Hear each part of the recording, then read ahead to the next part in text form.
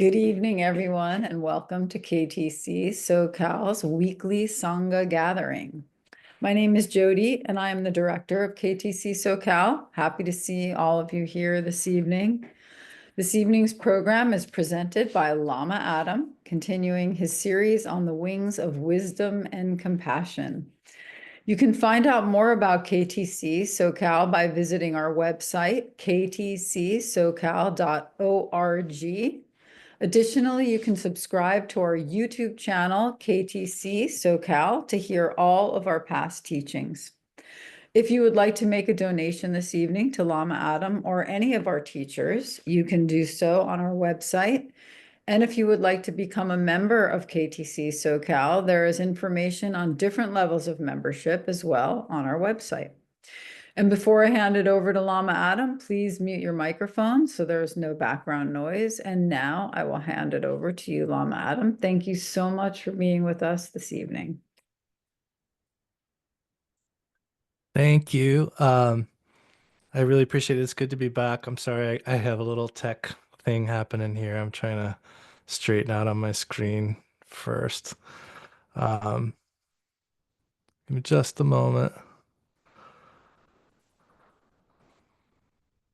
And while I'm figuring this out, I want to say too, if anyone is planning on making any donations for me, there's a link in that email for Bruce Dath, and you're welcome to send those to him right now. And I appreciate that. I'll figure out the screen share here in just a moment, but I want to say it's good to be back. I haven't been here in like 3 months because of multiple reasons, some travel, the holidays, of course, the unfortunate fires in LA. Has that calmed down, I'm hoping? Yeah. Yeah, so the fires have calmed down, but so now we have the rain. So Need the rain. Flooding? Oh no, We good. rain, The but rain is good. the Yeah. rain is good, but it creates a lot of havoc sometimes for all the mud, and we just don't have. Well, it's light rain and it hopefully will clear the air of some of the particulates and the heavy metals that were Mm, asbestos and fire retardants and all of that was released But during. otherwise, got all it. good. Good. Okay. Well, I think I'm going to be able to share here. So let me give this a shot. So, because I want to be able to share the refuge prayer for you. Yeah. Can you see? Good, good. Okay, so we'll start with the prayer of refuge. We'll do once in English, once in Tibetan, and once again in English. I take refuge in the Buddha, the Dharma, and the Sangha until I reach enlightenment. By the merit of accomplishing generosity and the other perfections, may I attain enlightenment for the benefit of all sentient beings. O Sangye Chidang Soki Chodnamla Jangchu Bardu Dagni Kyab Suchi Daki Jinso Ki Pe Sunam Ki Drola Penchi Sangye Drupar Sho. I take refuge in the Buddha, the Dharma, and the Sangha until I reach enlightenment. By the merit of accomplishing generosity and the other perfections, may I attain enlightenment for the benefit of all sentient beings. Okay. Oh, I'm going to say a short prayer of my own. A little out of practice. Oh, pardon Lama, pardon Saji Lama Rinpoche, Dagi Chiwa Pedi Denjula, Kajun Chimbo Gonichi Sunte, Kusun Taki Ngujup Sadhu So.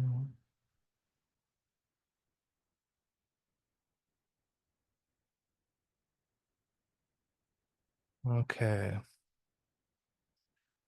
So as as usual, I tend to bring a lot of what I'm studying or learning about to the Dharma that I'm practicing and teaching. And I spent a lot of time over the last few months digging into curriculum design. for some work I'm doing for my nonprofit. And it is really fascinating stuff. It's an area of knowledge I'd never really looked into, and to be quite frank, I think it's something that is a little antiquated about the Tibetan approach to things. I think there's been a lot of research and stuff in the last couple hundred years that has really brought up about some really incredible ways of teaching and learning. And we've learned a lot about how the mind works and how we process information and how culture impacts our learning, cultural context. And so my big thing I wanted to share today that I think is worth thinking about is transfer of knowledge. And what I mean by that is when we learn something, can we take that and apply it in our own lives in different situations? And I think one thing to think about with this is to put it back into the Tibetan context is the 3 stages of practice. We talk about listening, contemplation, and meditation. And listening is just receiving information. And that sounds really simple, but I know for me, most of the time I'm thinking while I'm listening. I'm not just listening. I'm thinking about what I'm going to say next. I'm thinking about what I think about what the person's saying. I may be jumping to contemplation in the midst of my listening. And so I just want to invite you as you take in any teaching to try to just listen in the teaching. I'll invite you today to contemplate a little bit too. But the contemplation step is really important, not just because it's how we start to apply what we've learned in our life, and not just, or well, I mean, that's kind of one of the main reasons, but also we don't want to like pollute the listening process. If we're listening to ourselves 50% and the teacher 50%, we're missing 50% of the teaching and potentially more of that. So I think it's really vital to at least try to recall or to be mindful of listening with openness. And then it's super important to come back later and contemplate. So contemplation is an after the teaching kind of thing. And recently I've been kind of reorganizing my schedule and life in general. I'm going to move into Cleveland in a week. So I've been in Columbus and I'm moving back to my old hometown of Cleveland on Monday. So my whole house around me is boxes and bins and it's crazy. My mind is matching the insanity of the house. So I apologize if I'm a little chaotic today, but yeah, so I think contemplation is really important. And so one thing I did is I scheduled some time at the end of each day, 15 minutes. I just made myself a goal of 15 minutes a day, and I keep a little document throughout the day. If somebody says something that was super impactful for me, I make just a quick note of what they said, and then at the end of the day, I come back and I look at whatever happened or whatever I wrote down during the day. Or if I didn't write anything down, I just kind of consider what happened during the day, maybe think about some things I said or did, how I could have done them better, where I could have been more mindful. I just take some time I scheduled in time to contemplate. And I didn't do that because I'm an awesome contemplator. I did that because I often forget and I need to do more of that. So that's just one idea I wanted to share. But that idea of transfer is really the contemplation is where we start to get that. That's where we can practice transfer. In the moment, hopefully the knowledge is there and we can transfer it. But if we want that habit of transfer to be there, we ought to put some practice in with contemplation. So I just want to bring that up again because we do have that model of the 3 stages of practice. And just to complete the cycle there, meditation is not meditating on a thing. Meditation is just meditating. And I think that gets confusing sometimes, like listening, openness, contemplation, examining, playing with, personalizing. Meditation, just meditation, just meditating. So, another thing I wanted to mention is I don't know if you've seen any advertising for it, but Lama Kathy and I have been doing a program for the last 3 years, and we're about to start a new cohort of it, which I would welcome any of you to join if you want. It's a study of Khenpo Ken Holm's Nangi Shedra home study course. It's a 3-year Karma Kagyu study course. and it is super in depth, really cohesive. I think that's one of the things I'm most impressed with. It's one Western teacher who is extremely knowledgeable and has worked very closely with all of the people in our lineage on translating text, learning, practicing. He put together this amazing 3-year program, and so I can share a link. Actually, that's probably the best way to do it. Share a link in the chat if anyone's interested. It was in the KTD newsletter, I think, this time around. And what I'm particularly grateful for is that we're doing it as a fundraiser for my nonprofit. So there is a fee associated with the time with us, because each month there is a reading, and then there is a discussion group. So the readings, Kempo Ken's material is available free of charge now, but Lama Kathy and I are donating our time as a fundraiser for the nonprofit. So check that out and if you want to join, you're welcome. It's going to be a little early for the West Coast. Our meetings will start at 7, which I think is 4 your time. But I just wanted to make sure that was on your radar, because it's been really impactful for the people who did it. I did it myself 10 years ago, just reading the modules. But when we did it these past 3 years, we've got a group of people, 8 people, who just finished 3 years of reading this material and doing these monthly discussion groups. And it's really nice because people come in and we just have a dialogue. The discussion group is literally like people bring questions. Lama Kathy and I address them, often with anecdotes about what we've learned, from our teachers, Kempo Carter Rinpoche anecdotes, things like that. Jody, yes, they are recorded for the people who are in the group. So if you are signed up, it's only for the people who are registered, because it gets really in depth. I mean, by the last year, we're talking about Mahamudra. There's like 2 or 3 chapters on Mahamudra. There's stuff about deity meditation, all that kind of stuff. So choices. Okay. The choices thing is not about me, right? I'm looking at the chat. Okay. Um, Good. Okay. So, yeah, it's been really impactful for people. I'm super glad. I started it just because I wanted a group of people to discuss this stuff with 3 years ago, because I'd done it once and didn't have like a group. And the people who have done it have all said how amazing it was for them and how much it's impacted their practice and their ability to, apply the teachings in their daily life. And that's exactly what I hope for. So, all of that aside, we are moving through Trungpa Rinpoche's teachings on Lojong. This is Trungpa teaching Jamgon Kongtrul's Great Path of Awakening, which is itself a commentary on Chakawa Yeshe Dorje's 59 slogans on training the mind. And recall that if you're up for it, you can make flashcards. I keep flashcards on my puja table, and each day I flip and I kind of have a new one I'm thinking about. So I still would recommend that. And today we're just going to work with the one slogan, the 15th slogan: 4 practices are the best of methods. And I want to read his introduction to this. He says, "This slogan is a rather difficult one, actually, but it makes a lot of sense. It refers to special activities or anecdotes for how to go about your daily life, translated as best of methods. These best methods consist of 4 categories: accumulating merits, laying down evil deeds, offering to the duns, and offering to the dharmapalas." And the first of these 4 methods is accumulating merit. Trungpa says, "The first application is accumulating merit, not in the sense that we are accumulating anything for our own ego trip, but from the point of view of trying to relate with what is sacred or holy.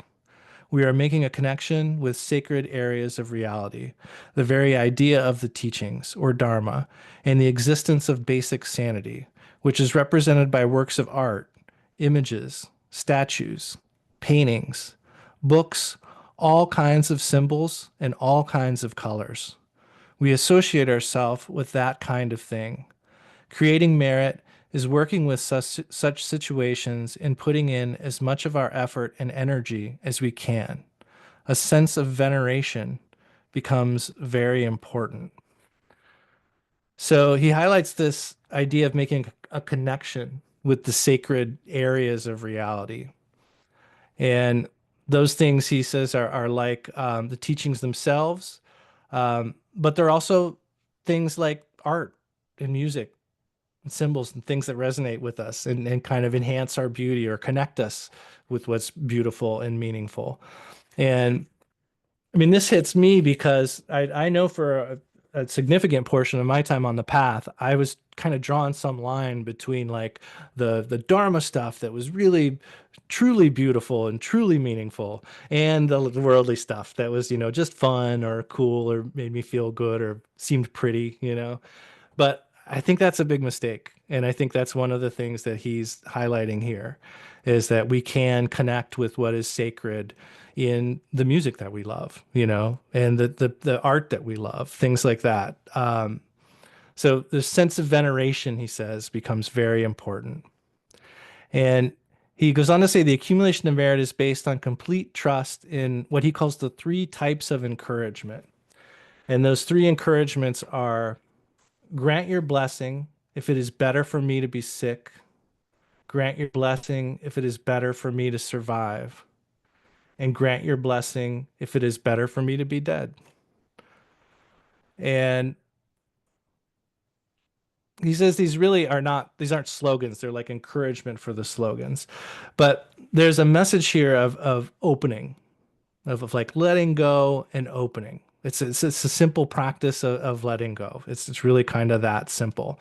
And this will come up again when we get to the last two of these four methods, which are related to Torma offering.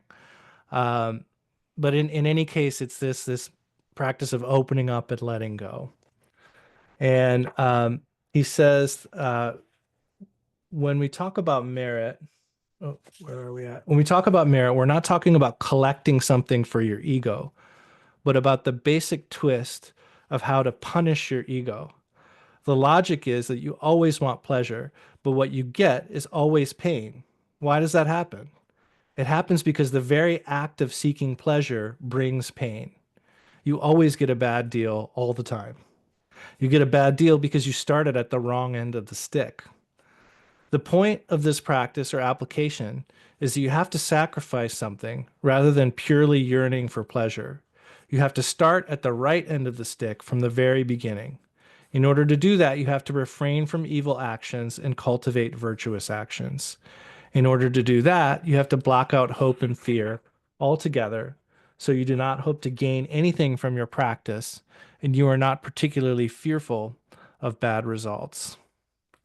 He goes on to say it's a very direct approach, like diving into an ice-cold swimming pool in the middle of winter. If that is what is best for your constitution, go ahead and do it. It is the idea of having a direct link with reality, very simple, without any scheming at all. In particular, if there is any desire or any fear, you act in the opposite way. You jump into your fear and you refrain from your desire. It is the same approach as taking on other people's pain and giving your pleasure to them. It should no longer be any surprise to you that we have such a strange way of dealing with the whole thing, but it usually works. We could almost say that it works 100%, but I'm not sure about 200%. And I want to highlight here, he does say if this works for you, go ahead and do it. And I think I've probably highlighted enough in your group how connected I am with trauma-informed practice. Like, I don't think he's saying whenever you're afraid, keep going all the time. I mean, that would not be a practice of mindfulness. That would not be an embodied mindfulness to like ignore all of the signals coming from your mind and body and just push on. So that's I think we always want like the easy answer. Well, he said always, so I'll just always do it, but that's kind of turning off intelligence, turning off awareness. So but at the same time, I think the message is we're frequently seeking pleasure only and expecting pleasure only, and that's causing us a whole lot of pain. So we need to be dipping a little bit more into the fear and a little bit more into the discomfort. And this practice of accumulating merit, I mean, I don't know if you're already noticing, his take on this stuff is very different than what we get in Great Path. Not, I mean, it's the same teaching, but his approach is very different. So like here, we're talking about opening up, letting go. He also points out here that like if you want to receive offerings, your bowl has to be empty first. So it's this idea of giving away. If you want blessings, you have to like let go of things in order for the blessings to be able to come in. And so I think my takeaway from this first one from his from his take is to let go, open up. And then we move on to the second practice here, which is laying down evil deeds. And his point here is when we begin to accumulate merit and learn to let go of hope and fear, we start to realize all the negative things we've done out of bewilderment and aggression and passion. So he says the point is to look back and realize what you have been doing and not make the same mistakes all over again. That's really the point of laying down evil deeds. And I like that phrase, laying down evil deeds, better than confession. I don't know about anybody else, but I think there's some connotations that come for a lot of us with confession, and he really does get at the difference here. He says we can really think about this as relieving ourselves of the burden of these evil deeds. And he says we have translated the Tibetan term dikpa as evil deeds or neurotic crimes rather than sin. The word sin has all kinds of connotations, particularly in the world of dead or living Christendom and in theistic traditions generally. It is all pervasive.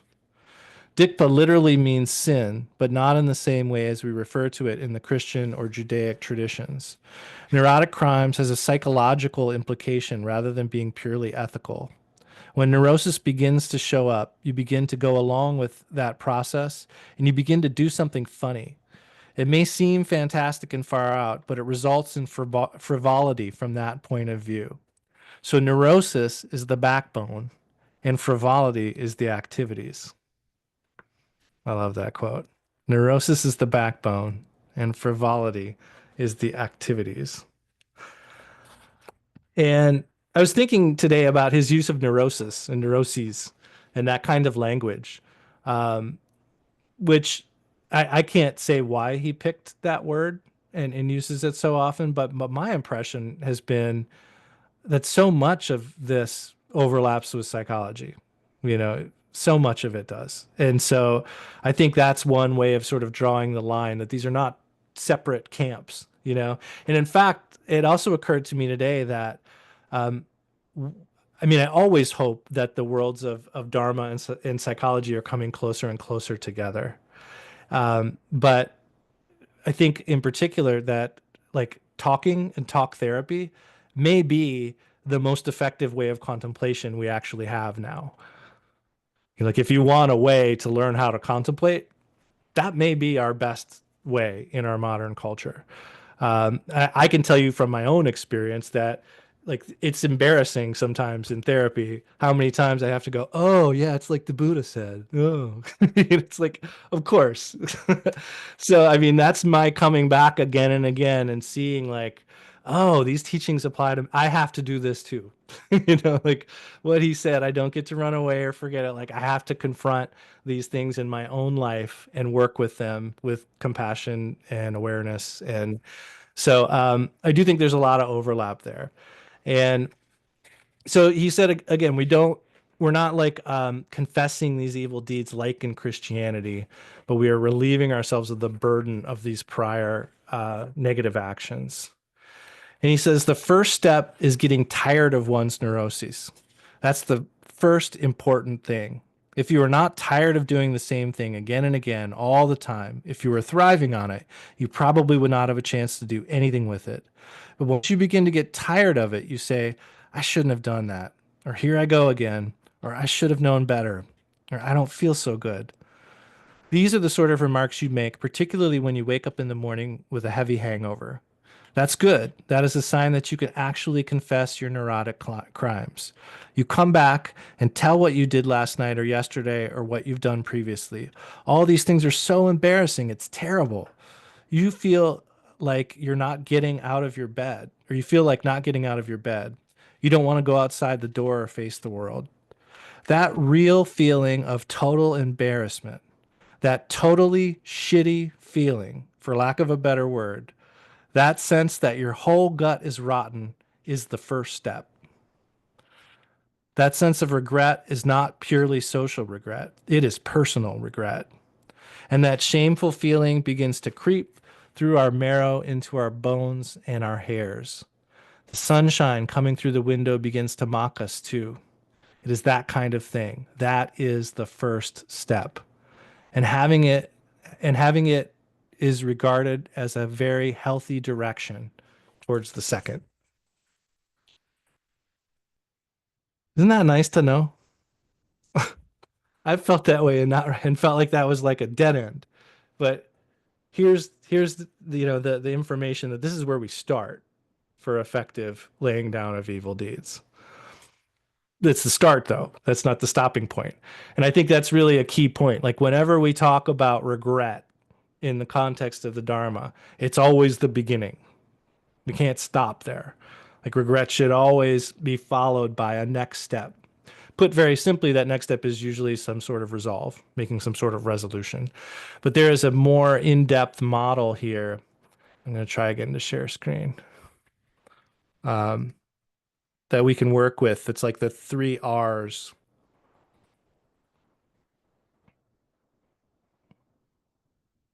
Here we go. Or the 4 R's of Buddha's confession. So we start with regret. Then we move to refraining. So sometimes you'll hear this said resolve, regret, refrain. Refrain and resolve are kind of the same in the sense that we're just either saying, I'm never going to do this again, or we're not doing it again. They're kind of both the same. The word he uses is refrain. So when we regret something, the second step is then we actively don't do that anymore, and we resolve not to do it. He says refraining is when we realize that we feel so bad about what we've done, we resolve not to do that thing again. And then we move on to refuge. His take on refuge is the third step is taking refuge. We realize that having done such things already, they are not particularly subject to one person's forgiveness. This is a difference from the Christian tradition, seemingly.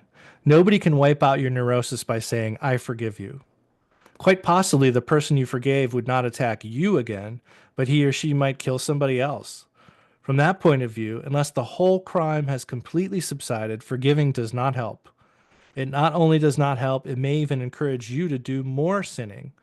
From the Buddhist approach, the fact that a person has already wiped out your neurotic crimes, has created a good relationship with you, and understands and forgives you, inspires you to commit further crimes. So in this case, forgiveness means that one has to give up oneself altogether. The criminal has to give up altogether rather than the crime being forgiven. And later on, he says, the idea of taking refuge is completely surrendering. Complete surrendering is based on the notion that you have to give up the criminal rather than the crime that should be forgiven.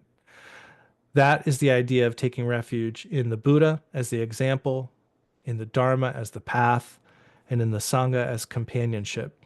Giving up oneself, giving up one's stronghold.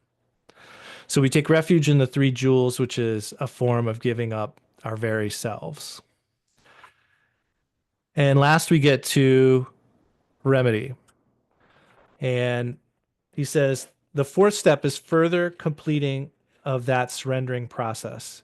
At this point, a person is surrendering, giving and opening completely.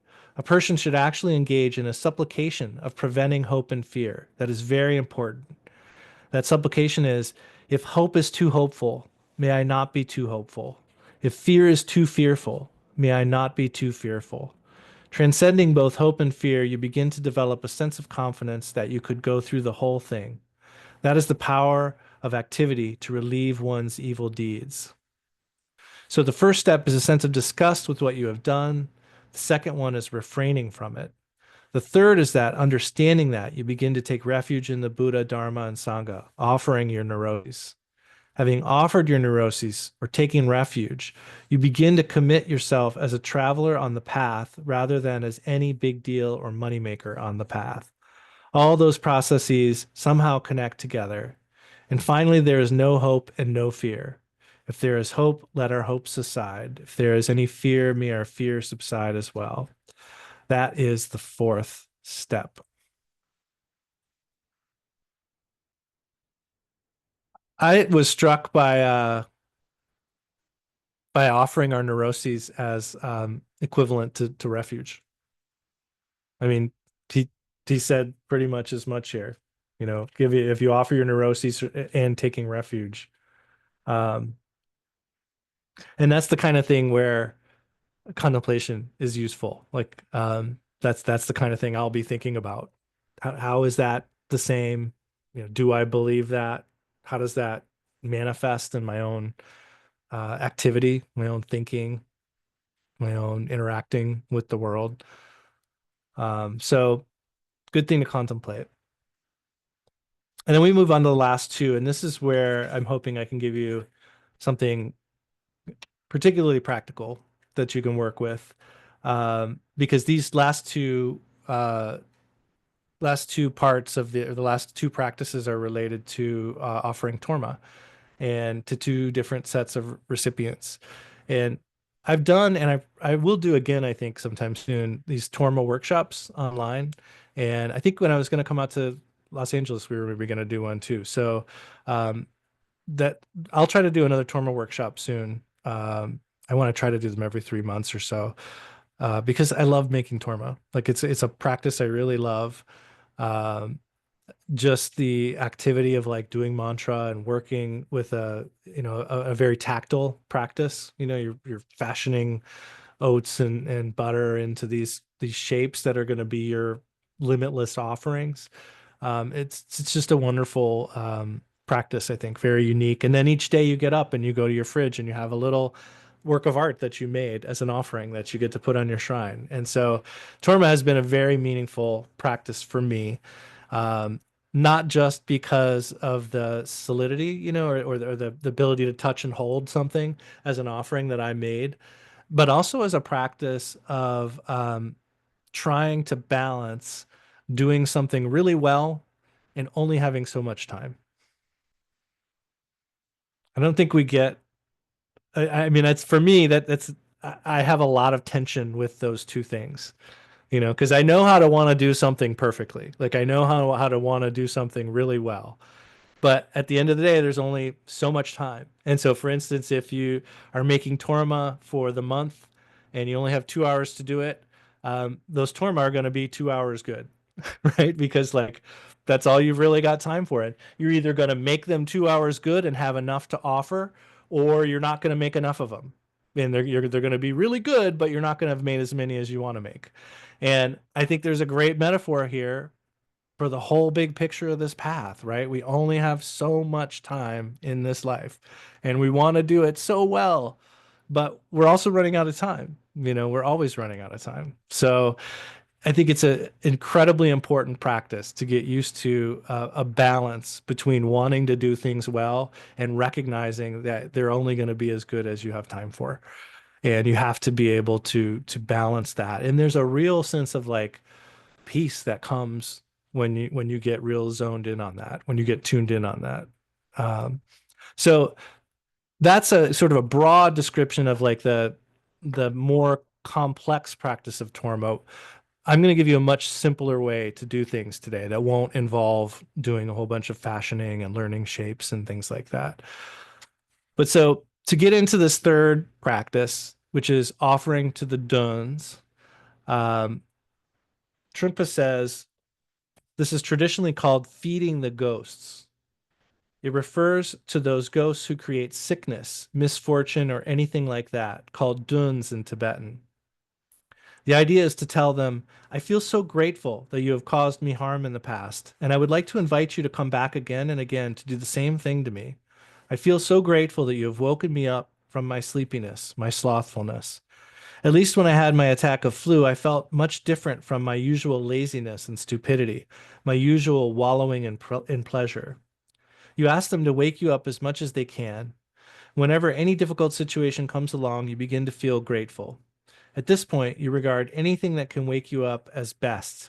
You regard anything that provides you with the opportunity for mindfulness or awareness, anything that shocks you as best, rather than always trying to ward off any problems.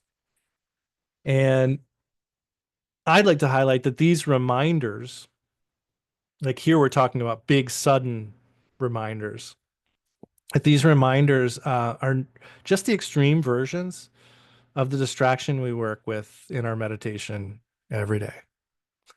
And this practice of offering is really reframing our relationship with those reminders.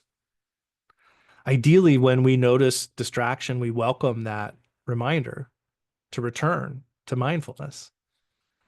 And again in our lives, we have these reminders of mindfulness, and we have to make a positive relationship with them.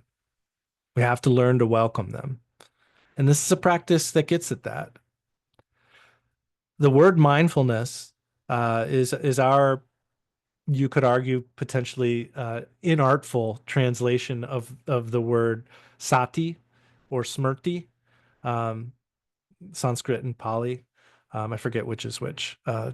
Charles would be able to tell us, but yeah. So mindfulness, or the actual words we're translating, sati and smrti, really just means to recall. And it's interesting because that recall has two aspects. There's it's what it's like to recall that we should be mindful, and what it's like to simply be mindful. So one aspect is related to doing, like, oh, I should be mindful. And then we come back and be mindful. But the other aspect is not an active process. That's just being present, just being mindful. But both of those things are mindfulness. And I think one of the most basic lessons, I think, about meditation in general, and meditation again is really a practice of life. It's sitting down and practicing living well. And I think that one of the most simple lessons is that aspect of meditation where we notice we're distracted is equally as important as staying put and not getting distracted. Those two things work together, and they're both good. But how often have we been critical of ourselves or our meditation based on the number of distractions we had during our practice? So, I mean, and from, coming from the like Rinpoche's teachings, he talks about Drenpa and Sheshin. And he talks about mindfulness being, and I can't say in this case whether he's using sati or smrti. So I think this is one of those places where translation gets a little funky. But the English translations I've heard from Lama Kathy and Rinpoche's translations, mindfulness and awareness are the two faculties we're working with. And mindfulness is remembering what we should be doing, meaning staying put. And alertness is noticing when we get distracted and coming back. And both of those are equally important. So it's a little funny because it's like, well, distraction can't be good, right? But I think built into there is the sense that, like, it's not that it's good or bad. It's just a dynamic. I mean, that's just the dynamic of our experience. We have to be able to function with a little distraction, a little bit of thinking, and we also have to learn how to be able to stay put.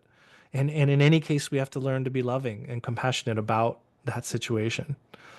So I think this idea of like offering to the duns is sort of like that. It's about like making this good relationship with these big, intense situations. So he says one way of doing that is with the offerings of Torma. And he uses a couple examples that I don't totally get this one. I'll read it to you. He says, the Tibetan word torma means offering cake. He says, if you have watched the Tibetan ceremony, you may have seen funny little cakes carved out of butter and dough. Those are called torma. They represent the idea of a gift or a token. A similar concept in the West is the birthday cake. which is designed and planned in a certain way with artwork on it and completely decorated. So we give offerings to those who create harm to us, which literally means those who are creating an evil influence on us. And to put this in terms of like what I learned about Torma from Rinpoche, uh, Torma is the Tibetan and Baling is the Sanskrit. Baling means power and ability or potential. So that's one meaning of Torma is like power and ability or potential. And Rinpoche said, Torma brings about attainment by yourself, the practitioner, and by others whom you cause to be benefited of the power of deathlessness or immortality. And that having caused you to attain that power or strength, you come to be able, which is the second meaning, ability or potential, to conquer the four maras, just like the Buddha. Baling is Baling. And then Torma, uh, some of you may know when there's a ma or a pa or a po or a mo, those are like noun making particles in Tibetan. So, side note, because I'm a little bit of a nerd about language and rhythm and music, but like that's one of the reasons if you've ever wondered how can all of these Tibetan sadhanas have, not all, but how do many of them have like this versification where it's the same number of syllables? Like try to do that in English sometime. Like not going to work. But like it works in Tibetan because there are so many of these syllables that you can just drop. So like Torma, you might just say Tor. You know, so if you need to get a certain number of syllables, there's a mechanism to do that by dropping some of these particles that get added on. But anyway, Rinpoche said Tor, that syllable means that which is thrown or to throw. It means complete relinquishment of something, giving something up completely through being without any attachment whatsoever. Here, giving up and throwing away are considered to be synonymous. And then he said, Ma can mean mother. So here it indicates not only are you without attachment to that which you gave up, that which you offer, but you are without aggression. So your attitude towards the recipient of the torma, to whom you give it with compassion, is like the loving kindness a mother has for her child.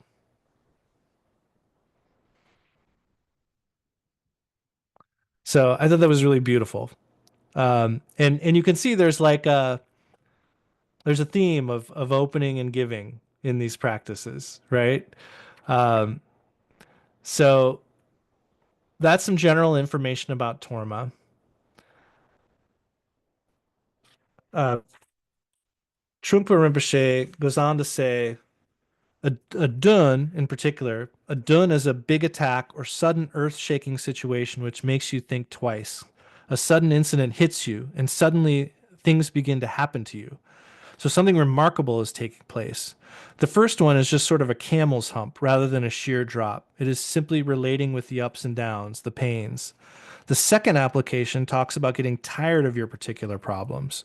You have a sense of your neurosis going on all the time. It's like somebody with a migraine headache. It keeps coming up again and again. You're tired of that. You're tired of doing the same things again and again. The third practice or application says that we should give torma to those who harm us, the duns. And he said duns are very abrupt, very direct. Everything is going smoothly and suddenly an attack takes place. Your grandmother has disinherited you or there's a shift of luck. Duns usually attack much more suddenly. They possess you immediately. Possession is actually the closest word for dun. They are equated with possession because they attack you suddenly and they attack you by surprise. Suddenly you're in a terrible bad mood, even though everything is okay. This subject is a very complicated one, actually. We're not just talking about trying to feed somebody who spooks us, those little fairies who might turn against us. Let us feed them some little thingies and they might go away. It is connected with the whole Tibetan concept of dun, which comes from the Bon tradition, but also seems to be applicable to the Buddhist tradition. The word dun means a sense or experience of something existing around us that suddenly makes us unreasonably fearful, unreasonably angry and aggressive, unreasonably horny and passionate, or unreasonably mean. situations of that kind occur to us throughout our life. And to try to personalize this, like, I'm going to be quiet for a couple seconds here and just try to think of a time where you may have experienced a dun.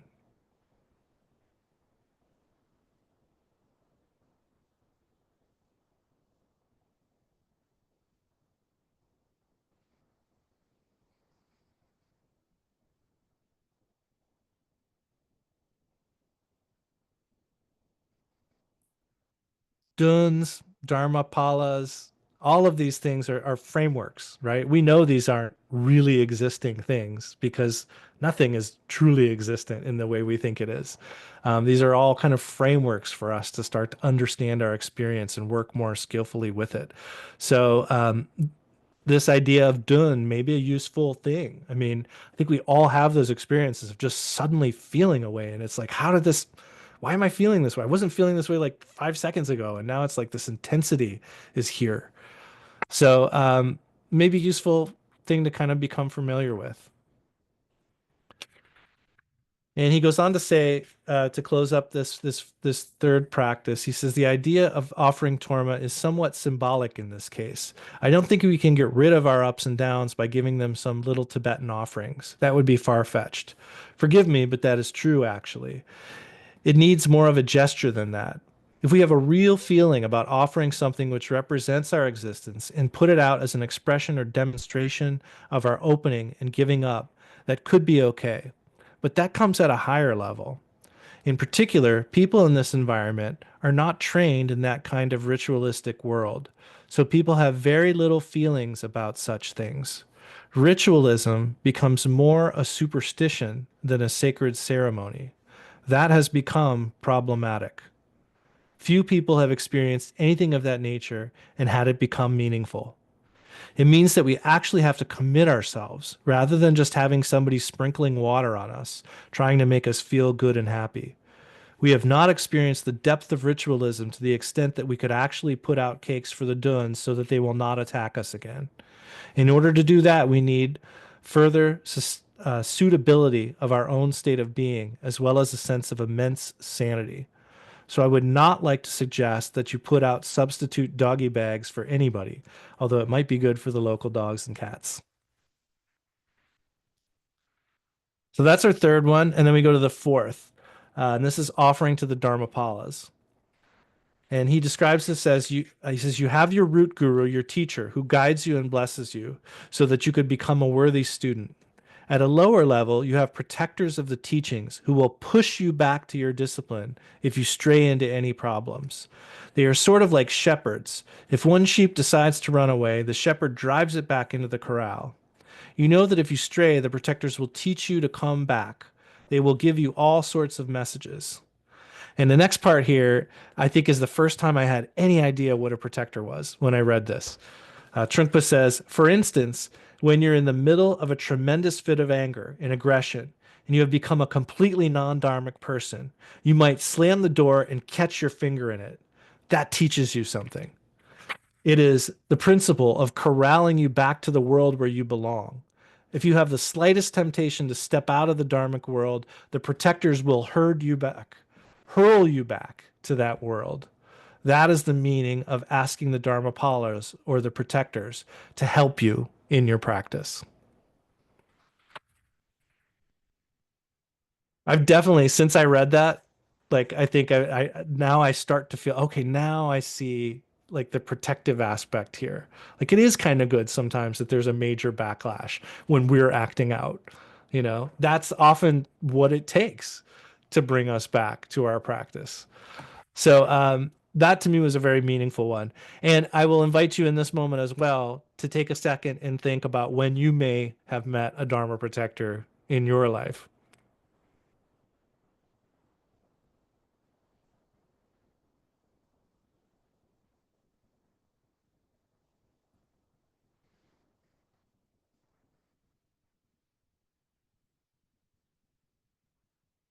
And you may also be wondering, what's the difference between a dun and a Dharmapala? And I haven't heard a lot of teaching specifically on this, but my general sense is duns arise from negative karma. They're the product of our negative karma, whereas dharmapalas are the product of positive karma. And dharmapalas can actually protect us from duns. So what happens when a dharma protector acts in our lives may be a painful or broken finger in the door, but it is bringing us back to what is really meaningful or virtuous. But in either case, the practice here is the offering of torma. And I'm going to share again here. So I'm going to share a simple torma offering that you can do anytime on your shrine. I don't know if anybody knew this or not, but you don't have to make a special shape. You can actually use a small plate, put a small amount of flour or uncooked rice or barley, a small, like a pat of butter. I will usually, like, if I'm not making tormas, I'll just take a little pat of butter and put it on a pile of rice and then moisten it with a little bit of water. And that is a torma. And a torma is like any of the offerings in our rituals, it is imagined to be limitless. So when you offer a torma, the idea is you're offering something that is so immense and fits the needs of every being to which you're offering it. So it kind of takes the form of whatever any particular being wants, and it has no end. It is an immense offering. So it's kind of funny. I remember there was one of the guys in our retreat, awesome practitioner, super devoted, but I would always kind of chuckle because he always wanted to make his tormas extra big. And I always kind of thought, like, well, isn't it already like limitless? Do we need to make it an inch taller? Um, but yeah, so that's the idea when you make a torma, whether it's a little plate of rice and butter and water, or it's a special shape, designed by our meditation masters in the course of, from visions that they had while they were practicing. In any case, it's still a torma, and you can still make it limitless. And so just a quick review of these four practices. Oh, there is on this page that I've been putting together with the Lojong resources for this class, there is a document of Khenpo Carter Rinpoche's short Lojong Torma offering. So it's a little more complicated than what I just shared. There's some prayers involved, and he gives a little bit more background, but I want to make sure that's available. So if you want to do a short daily Lojong offering, this document will show you how to do that. And if you don't catch this link right now, it'll be on YouTube. Adam? Yeah. Hi, Daniel. Hi, Daniel. Hello.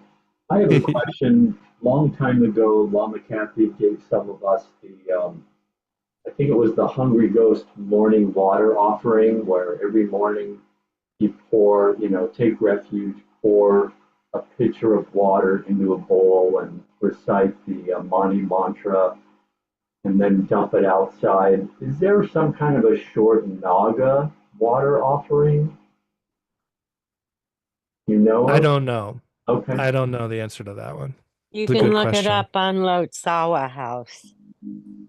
Yeah, but I don't know if it needs like a reading transmission. And Yeah, I would be careful about that, Yeah. particularly, with local spirits and stuff. But I will say, like, I have a little Naga on my shrine, and I just keep a little bowl of water in front of it and just kind of include it in my practice, because I did go to a temple where there was a Naga and got a short prayer about that and stuff. So, but yeah, I think you're on the right track. Like, I think it would be awesome to do. But yeah, it is one of those things where you probably would want to receive it from a teacher if you can. Okay.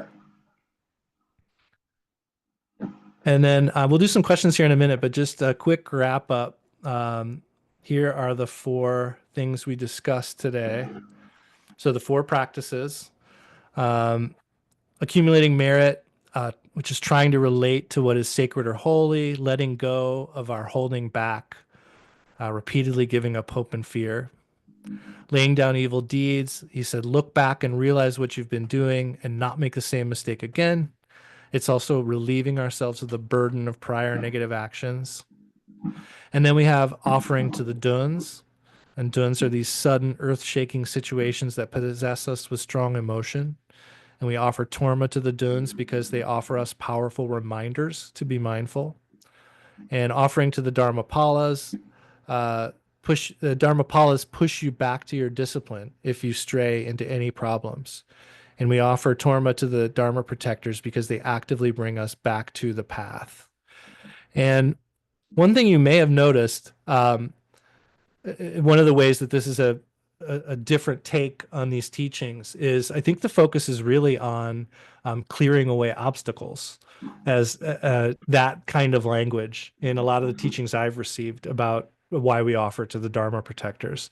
And this one felt a little different to me in its approach of saying, you know, when you're in the grips of strong emotion and a thing happens that sort of jerks you back onto the path, you know, that's the thing we want. You know, we actually want that. And so I think it was meaningful for me because I think some of those being jerked back, we could interpret those as obstacles. You know, we could, because it's unpleasant, you know, because it maybe hurts a little. We could say like, you know, just again, maybe like distraction, you know, like we get distracted in our meditation and we think like, oh, this is a bad thing, you know, but this is reframing. First of all, giving us a framework of protectors providing us that service and recognizing that we need that, you know, and it's got to be equally as powerful as the strong emotion that we're in the grips of in that moment. And that means it may be intense and it may be a little painful in the moment. So any thoughts or questions on this? First of all, like I guess let's keep it since we're short on time too. Let's I'll just ask in particular like Torma, because I think that's maybe the one practical. I mean, obviously there's a lot you can use from what we talked about today, but the practice of offering Torma in a simple way. Does that make sense? I do have a question about the Torma offering. Yes. I have a dog in my house, and if I put oatmeal and butter on the shrine, he's going to jump up and eat it and knock the whole shrine over. Can it? Mm. Can I? Can I put it in like a flat jar with a lid on it, or is it by sealing it? Am I kind of not really offering the Torma? No, I think that's great. Okay. I mean, I think that's great. I mean, you know, ask 10 llamas, you get 10 different answers. But I think it's fair to say, like, yeah, I think that's what you got to do. I think that's fantastic, you know, because if it's imaginary huge, it's imaginary no jar either. it's bigger than your jar. Okay. It's true. Okay. Yeah, yeah. And then, you know, another thing you could do as well, this isn't exactly Torma related, it could be. I mean, it was what came to Yeah. mind is like you could also offer him some of that Torma at the end of the day because then it's blessed from being on the shrine. So if it is something he could eat, I don't know if it's the same as dogs with birds. I know you're not supposed to feed birds rice because it expands. It's probably not the same with dogs, but Do you think ghee would be okay? I think ghee would be better. Yeah. Yeah. Okay. Great. Thank you. Yeah. And I don't know if you've ever made your own ghee. It's not that hard, and Yeah. it would also make it even more of a meaningful offering if you put the effort in to make the ghee. You know, Yeah. not necessary, but just another way of stepping up the offering. Yeah. Thanks. Yeah, you're welcome. Yeah, and related to that, I remember I had this one cat, Mr. Fee, rest his soul. He every day he would come in when I would close the shrine, and it was the weirdest thing because what we would do is we would when we were pouring out the water bowls, he would always come to the shrine. And I would say, like, Mr. Fee, you ready to get your blessing? And I would take one of the water bowls and I would dump just a little bit on the top of his head. He would always kind of like get surprised and shake it off, but he always came back every day. And every day I would dump a little bit of the water from the shrine at the end of the day, the blessed water onto his head and say a couple manis. And it was amazing. You know, like it in the moment, it looked like he was like, you know, kind of surprised, but every day he wanted to come back and get that blessing, you know? So, I think that's another kind of cool thing. And there's a million things you can do with stuff from the shrine. You know, would also pour some of that water in the water bowl, you know, so then that's part of the water they're drinking. And yeah, it's neat to share offerings with household pets. Yeah. Okay. That's great. Lama, I have one quick question, and that Sure. is, the thing you opened with, which sounded so profound, and I couldn't write it quickly enough. I wrote, let me be sick, let me be healthy, Oh let me yeah. be unhappy. But I forgot what the second part was, or I I couldn't actually write have it. a I don't think I shared it, but I have a slide for that. So I'll put that up now and then it'll also be on the YouTube video. Thank you. And my other Yeah. question is, how do you use that QR code you posted? Oh, you would just scan it, but there's also a link there listed. So you could also just type the link in. So you could either scan with your phone. A lot of phones will have a QR reader. So you could either do that or I'll jump to that one here again real quick. There's also here's the URL. So it's just my Right. website, lamaadam.com/lojong resources. And the QR just goes to that URL. So you Oh, wouldn't have okay. to So use I the can QR just put code. in the whole website thing, which for me would be easier because I don't know what people do with QR codes. I know you can kind of capture it on your camera, but I'll just do the old-fashioned thing. Thank you. Yep. Yeah, you're welcome. It's funny that URLs are now old fashioned. I feel like I Yeah, just learned well. what a URL is like yesterday. Well, any other questions before we wrap up? Well, you showed one page, which I took a picture of, and then as you were scrolling, there seemed to be a second part to the if it is good for me to be sick, let Oh me be no, sick. that was just a quote that I Okay, read about I accumulating got merit. it then. Yeah. I took a Yep, you photo. got it. Thank you. You're welcome.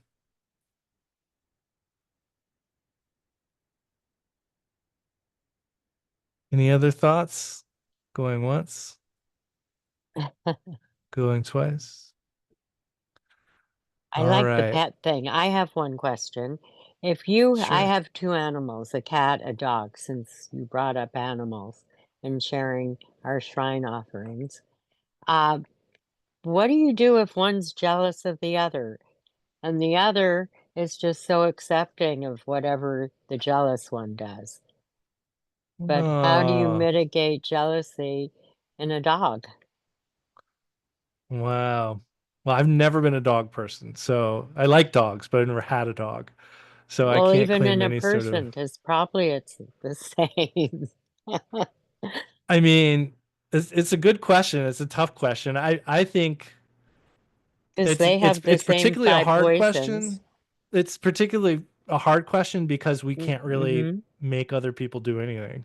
So Right. I think what we probably can do is just try to treat them both equally and let go of maybe, I mean, I hope this doesn't sound harsh, but let go of a little bit of our sense that things have to be equal and fair. I mean, we should want to try to make things as fair as possible, but we know it doesn't really work that way. So, Right. yeah, but tong-len, is a great practice to try to navigate that Mm-hmm. That's unfortunate a great dynamic suggestion.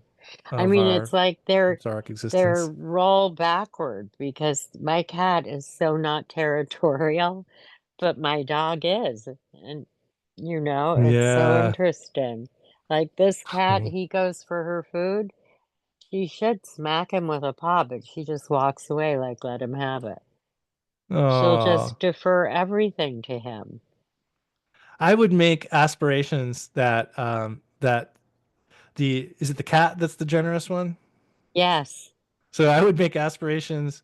I would rejoice in the cat's generosity and patience, and I would make aspirations that we could be as generous and patient, and that the dog could be as generous and patient, and just kind of honor.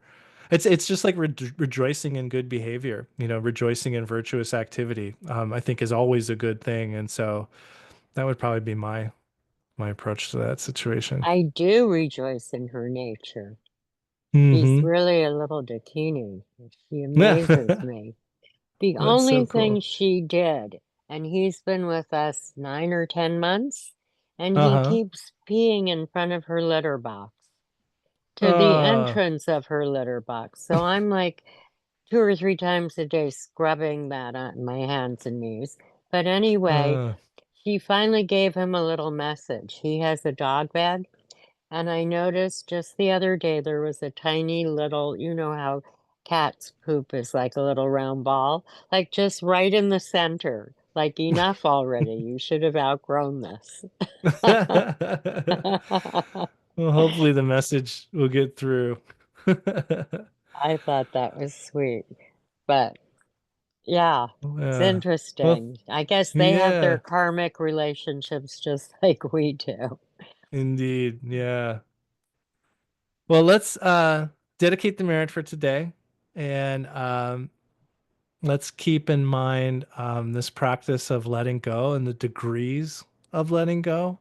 I think that was part of what Trungpa laid out in these 4 practices today, from accumulating merit to laying down evil deeds and offering to duns and dharmapalas.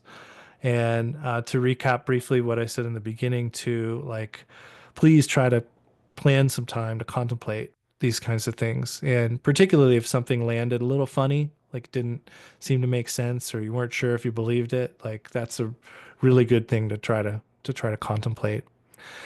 And we'll dedicate the merit with all sentient beings in mind, particularly those who are suffering, particularly those who are fearful, particularly those who are without shelter and protection, who have yet to find the Dharma. And with that in mind, we'll say these 2 verses of dedication prayer. By this merit, may all beings obtain the omniscience of Buddhahood and defeat our common enemy, wrongdoing. From the stormy waves of birth, old age, sickness, and death, may we free all beings. The courageous Manjushri, who knows everything as it is, Samantabhadra, who also knows in the same way, and also all the bodhisattvas, that I may follow in their path, I completely dedicate all this virtue.